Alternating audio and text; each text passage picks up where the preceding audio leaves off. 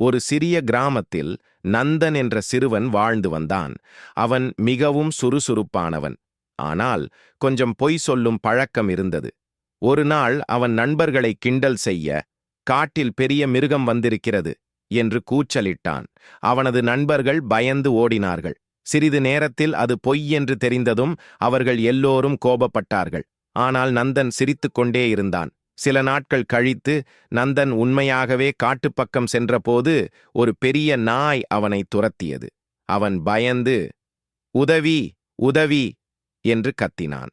ஆனால் நண்பர்கள் நினைத்தார்கள், இவன்தான் எப்போதும் பொய் சொல்வான் என. யாரும் உதவிக்குச் செல்லவில்லை. அதிர்ஷ்டவசமாக ஒரு விவசாயி வந்து அந்த நாயை விரட்டினார். நந்தன் தவறை உணர்ந்து அனைவரிடமும் மன்னிப்பு கேட்டான்.